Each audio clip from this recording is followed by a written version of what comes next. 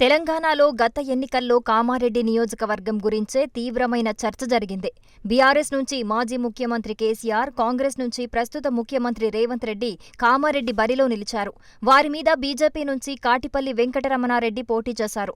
అయితే ఆ ఇద్దరి అంచనాలకు అందకుండా బీజేపీ నుంచి కాటిపల్లి వెంకటరమణారెడ్డి గెలిచి అందరి అంచనాలను తలకిందులు చేశారు. ఆయన గెలవడానికి ఎన్ని కసరత్తులు చేశారు, ఎన్ని హామీలు గుప్పించారు అనేది అప్పట్లో పెద్ద ఎత్తున వైరల్గా కూడా మారింది. ఈ క్రమంలో కేవీ రమణారెడ్డి గెలుపు నేపథ్యం గురించి మరోసారి రసవత్తరమైన చర్చ నడుస్తోంది. కామారెడ్డిలో బీజేపీ అభ్యర్థి కేవీ రమణారెడ్డి ఇచ్చిన హామీలు అందరినీ ఆకర్షితులను చేశాయి. ఎన్నికల్లో తనను గెలిపిస్తే ప్రభుత్వ నిధులతో సంబంధం లేకుండా తన సొంత నిధులు 150 కోట్లు ఖర్చు చేసి కామారెడ్డి నియోజకవర్గాన్ని అన్ని రంగాల్లో అభివృద్ధి చేస్తానని హామీ ఇచ్చారు. కామారెడ్డిలో మల్టీ స్పెషాలిటీ ఆస్పత్రి, ప్రతి మండల కేంద్రంలో కార్పొరేట్ ఆస్పత్రి, కార్పొరేట్ స్కూల్, కాలేజీ, యువతకు ఉపాధి శిక్షణ కేంద్రం, రైతుల కోసం రైతు సేవా కేంద్రాలు, ఊరూరా సీసీ కల్లాళ్ల నిర్మాణం వంటి అంశాలు తన మేనిఫెస్టోలో పొందుపరిచారు. ఎన్నికల్లో గెలిచినా ఓటమి పాలైనా తాను చెప్పింది చేస్తానని మైకు గుద్ది మాట్లాడారు. తన ఆస్తులు అమ్మైనా మేనిఫెస్టో అమలు చేస్తానని హామీలు గుప్పించారు. ఇప్పుడు ఆ హామీలను నియోజకవర్గ ప్రజలు గుర్తు చేసుకుంటున్నారట. అంతేకాదు, ఎన్నికల ప్రచారంలో భాగంగా తన మేనిఫెస్టోకు సంబంధించిన ఒక ప్రత్యేక బుక్ రూపొందించి ఇంటింటికి అందించారు. 6 నెలల్లో పనులు ప్రారంభిస్తానని కూడా హామీలు గుప్పించారు. అయితే కేవీఆర్ హామీలకు ఏడాది నిండినా పనులు మాత్రం పురుడు పోసుకోలేదు. రైతు కల్లాల విషయంలో కేవలం సమావేశాలు మాత్రమే నిర్వహించడం ఒక అడుగు ముందుకు 6 అడుగులు వెనక్కి అన్న చందంగా మారిందంటున్నారు. ఇద్దరు ఉద్దండులను ఓడించి తొలిసారి ఎమ్మెల్యేగా గెలిచిన కేవీఆర్ నియోజకవర్గానికిచ్చిన హామీలు ఏమయ్యాయని ప్రజలు ప్రశ్నిస్తున్నారు.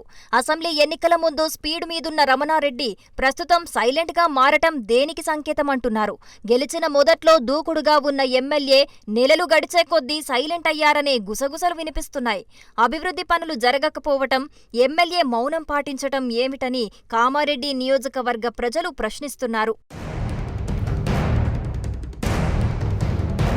హైదరాబాద్లోనే ఉంటూ అప్పుడప్పుడు పార్టీ కార్యక్రమాల్లో పాల్గొంటూ వ్యూహాత్మక మౌనం పాటిస్తున్న విషయాన్ని పార్టీ క్యాడర్ నాయకులు సైతం చర్చించుకుంటున్నారు. ఎమ్మెల్యే రమణారెడ్డి కేవలం కళ్యాణలక్ష్మి, షాదీ ముబారక్ చెక్కులు అందిస్తూ కాలం గడుపుతున్నారని కార్యకర్తలు గుసగుసలాడుకుంటున్నారు. గత అసెంబ్లీ ఎన్నికల్లో కామారెడ్డి ప్రజలను లోకల్, నాన్ లోకల్ అంటూ సెంటిమెంట్తో గాలం వేసి గెలిచారని అంటున్నారు.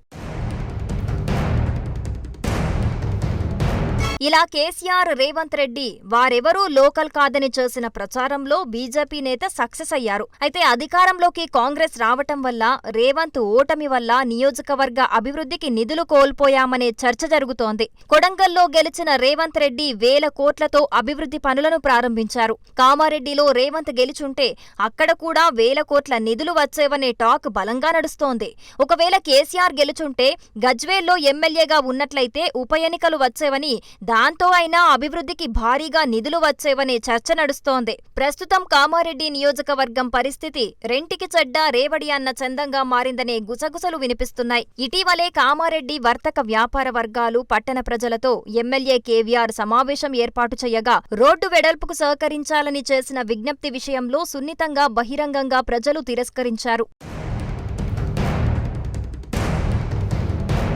మొత్తానికి కాషాయ పార్టీ ఎమ్మెల్యే కేవీ రమణారెడ్డి మౌనం అర్థం కాని ప్రజలు ఎందుకు గెలిపించామా అని తలలు పట్టుకుంటున్నారనే గుసగుసలు వినిపిస్తున్నాయి. మాజీ సీఎం కేసీఆర్నో, తాజా సీఎం రెడ్డినో గెలిపించుకుంటే కథ వేరేలా ఉండేదని చెవులు కొరుక్కుంటున్నారు.